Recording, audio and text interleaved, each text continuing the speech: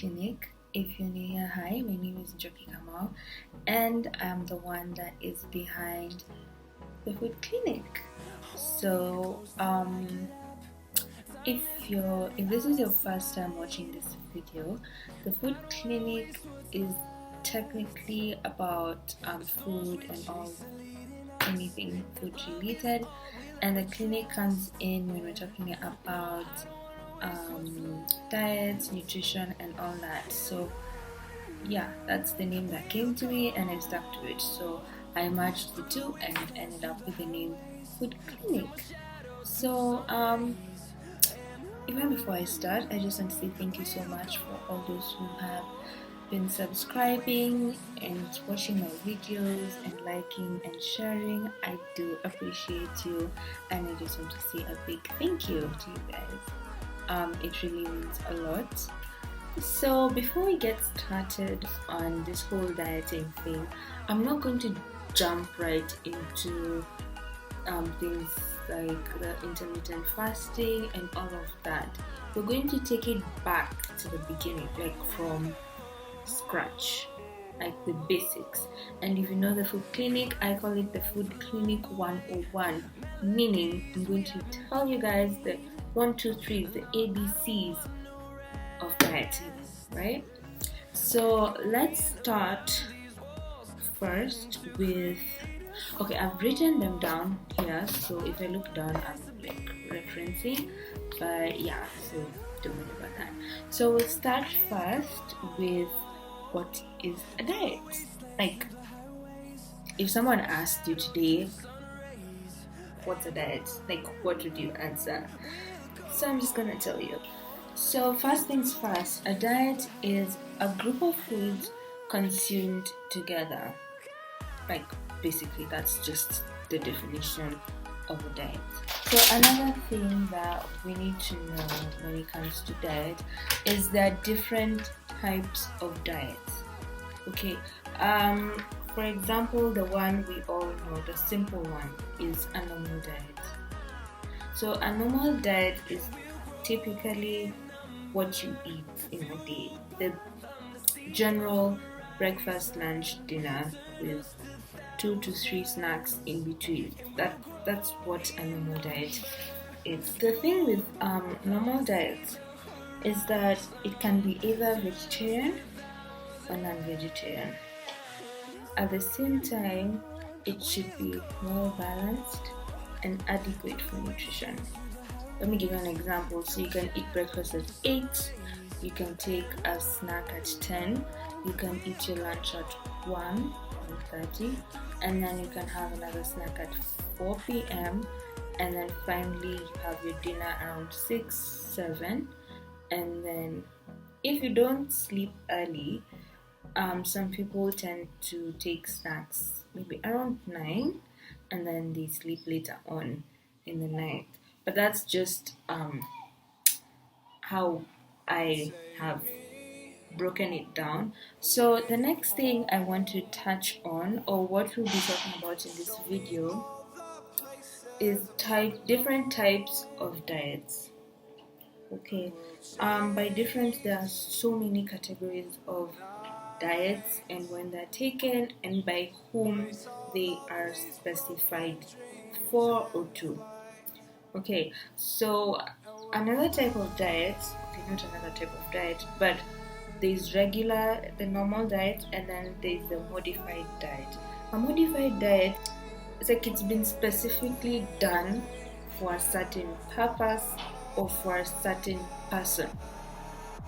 I hope you're following, because it's actually, let me put it like this, it's a normal diet or a regular diet that has been modified for a specific purpose or for a specific person. Okay, so that's what a modified diet is. So I'll just name a few diets and I'll just like run through them, and then from there you'll be able to know different types of diets, I guess, and what they're used for. The first one is a clear liquid diet. This one is providing oral fluids to prevent dehydration and relieve thirst. For example, tea. For example, juice. Technically, obviously, you can see it's clear, so it's just used to prevent dehydration. The next diet is the full liquid diet. Now, this one is used for ill patients who are unable to chew and swallow. For example, in post-op is post-operation, and JT disorders who can't tolerate solid food. For example, if you had maybe you had throat cancer, for example, you clearly can't use your GIT, or it has been compromised, right? Or a patient has just come from operation and immediately you can't eat solid food. So you're put on a full liquid diet, which is supposed to help you at least take something slowly. You can't just eat food you've not eaten for a long time and then you just come and eat ugali. Doesn't make sense. So you need something to it's called prepare your system for food. So such types of foods, you have things like yogurt, mala, etc. And also those are good for your GIT as well. So we have things like the thick liquid diet, which provides enough calories, proteins, and fluids for patients unable to chew, e.g. blended food. If you're able to start taking food, you're also still not put immediately on stew, ugali, rice, cabbage, and all that stuff. No, you're given blended food or uji. And blended food is still enough. As I've said here, it's supposed to still provide enough calories and proteins and fluids. Because, you still need to eat and maybe your system is still not responding. So you need something light yet filling for you. So there's blended food, there's things like uji, etc. So then there's a soft or light diet like soups, we all know that. There's a low fiber diet or a restricted fiber diet. The foods that contain low amounts of fiber that have little residue for formation of fecal matter. These are for people who get inflamed GITs. So such a diet is good for such people. So moving on, we have a high fiber diet, which is high amounts of fiber, and it promotes frequent bowel movements and results in softer stools. And such types of foods are low refined cereals. Okay, so the next one is high energy diet, which provides energy value that is above the total energy required per day, and they are used to avoid complications of bulky diets, e.g. in cases of malaria. Okay, and examples of such foods include groundnut paste, where you can put the groundnut paste in your food to increase your energy. Or this thing normally you give if you're malnourished, it's called plumpy nut. It's something similar to that. Okay, so the next thing I'll talk about is the fat restricted diet, which is for patients who experience symptoms of nutrient losses when high fats are eaten. This one is a bit complicated because it's modified in a way that it's for people who suffer from conditions like pancreatitis. Yeah, when your body is not able to break down the fat as it's supposed to. So yeah, or a high protein and high calorie diet, which provides high amounts of calories and protein than usual.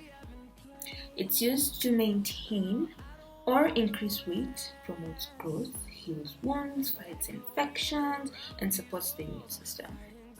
Okay, then there's the low protein diets, temporarily indicated to avoid breakdown of tissue protein, e.g. in renal patients. Now, if you know about how the kidney works, if you remember your biology and your science correctly, the kidney's job is to, help passing through things like urea and all that. So, if your kidneys are not working well, they they're not able to filter out the urea and all that. And if you have high amounts of urea in your kidneys, it is quite dangerous. And why we've mentioned protein, because urea is the breakdown of the protein. Okay, so it's like a waste product of after the proteins have done what they need to do and this excess has been stored, so there's always the waste product, so happens to be the urea. So, and if it passes the kidneys and it's not able to process it, then yeah, your kidneys start failing. And if they're not able to remove the urea, the worst case scenario is you either have to do dialysis and all that stuff. So such patients are kept on the low protein diets. Then we also have the low sodium diet, which controls blood pressure and promotes the loss of excessive fluids. The next we have a bland diet, which is modified to avoid chemical, mechanical, and thermal irritation to the GIT. Bland is, and it's bland, like it has no salt, it has no spices, it has nothing. Yani, we do like mashed potatoes and some soup. So with that, it ends up, it's softer. Okay, not softer. It's easier for some people to digest that. So yeah. So basically, those are just examples, of different diets that we have, and that I believe strongly that we should all know, mostly if you want to go on a diet. As I've said, a modified diet is for people who actually don't have a choice and people who actually need to be on the diet. For example, someone who is diabetic, they need to be on a strict diabetic diet, because if they can't eat the same things we normal people eat. And why is that? It's because their system, their body is not producing enough. It's not doing the most, so it needs to be helped. So by helping, use the modified diets. For example, if I eat white ugali, a diabetic patient will have to eat the brown ugali. Why? Because the brown ugali has more fiber and all that, and also it'll stay in the system longer. You get, because it's so dense, it'll take time for it to be processed, and with that, it will okay, when it takes longer, they don't get hungrier as fast, so which is a good thing. You see, the white one or the simple carbohydrates, they tend to be broken down faster, and so they eat such types of food like whole grain foods and all of that. Yeah. So I think I have talked quite a bit, and as I end this video, I hope you guys have enjoyed it. I hope you liked it. If you did, give it a thumbs up, and also don't forget to subscribe. P.S. I haven't forgotten, I hope you've been hydrating. I really hope you have. And yeah, so I'll see you guys on the next video. Until next time, bye.